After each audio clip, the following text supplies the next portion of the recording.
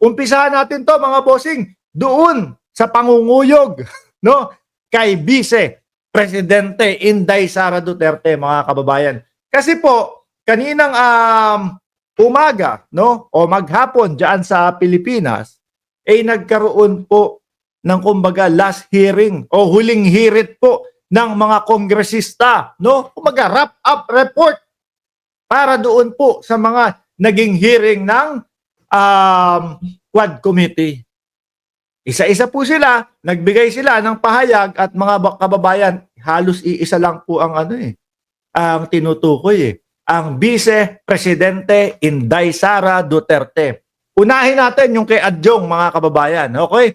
Sabi po dito ni Congressman Sia Alonto Adjong, mga bossing, tayo po ay na-scam. Aba, umpisa pa lang talagang big time na, talagang umpisa pa lang, malalim na yung pinaghugutan. Tayo po ay na-scam sa pamamagitan ng libo-libong ARs o yung resibo po mga bossing na basta-basta dinoktor at gawa-gawa na lang. Totoo naman sino ang hindi maniniwala na hindi yan mga dinoktor? Meron, mga DDS.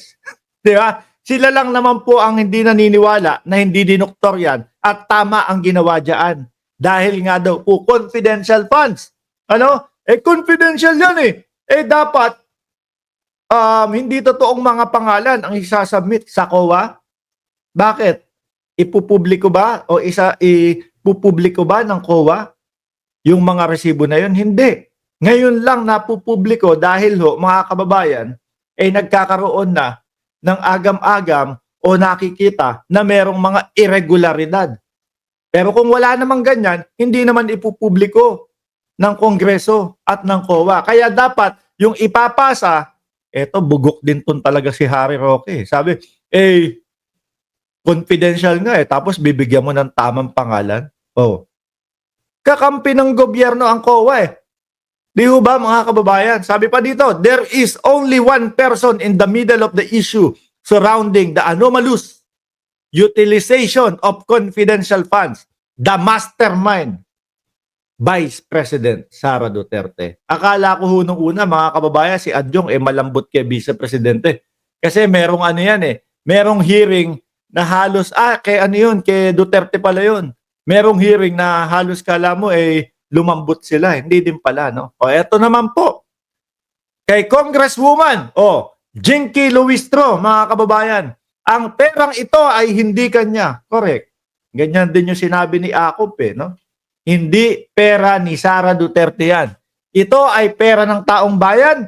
Nating lahat, mga kababayan. Bakit nating lahat? Lahat tayo kinakaltasan ng buwan-buwan na buwis. Lahat tayo nagbabayad ng buwis, mga kababayan.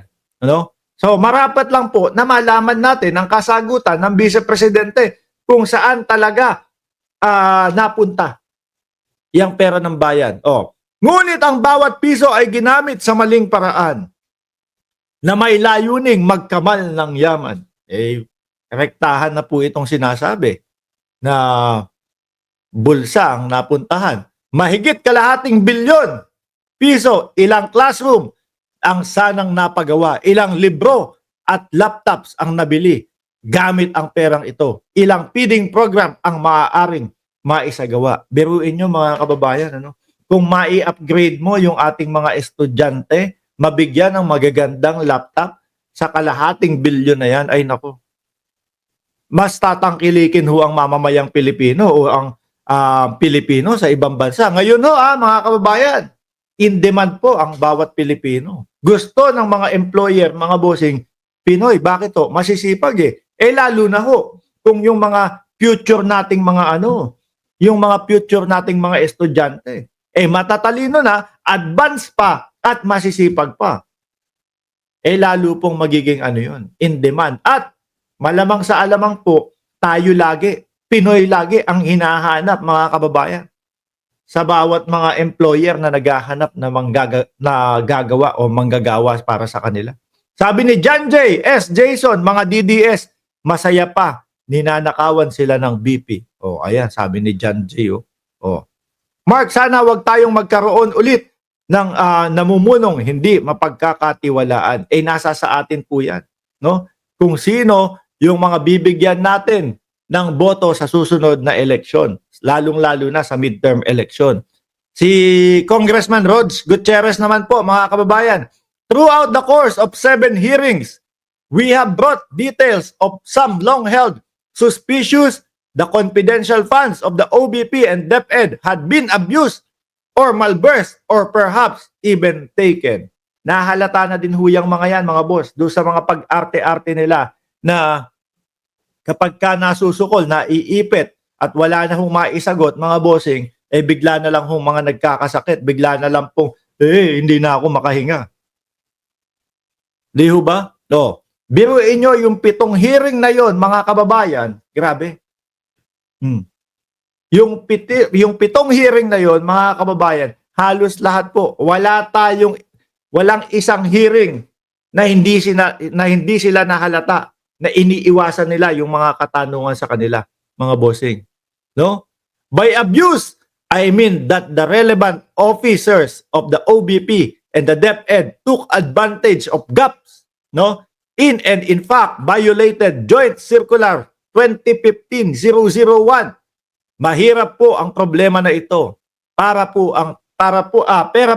ng taong bayan ang pinag-uusapan dito, and unless we are aware of this gap and violation. Tapos maririnig natin sa ating Vice Presidente yung kanyang dahilan o alibay, pinupolitika lang daw po sila, mga kababayan. Biruin nyo po yun. Tuloy natin. Pera po ng taong bayan ang pinag-uusapan dito. And unless we are aware of this gap and violation, the legal regime cannot and will not charge for the better. Kaya ho, mga bossing, kailangan maging mautak tayo.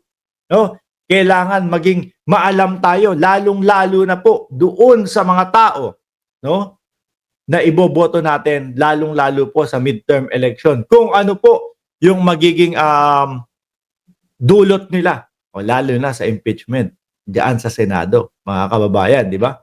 Alam naman natin at ramdam naman natin na ang pamahalaan ng gobyerno, mga bossing, no, kahit pa sinabi ng presidente na wag nyo nang impeach yan, wag na kayong maghaim ng impeachment. Pag nagsalita ang taong bayan, no, nakita namin ang mga mali ng Vice Presidente, kaya kailangan i-impeach.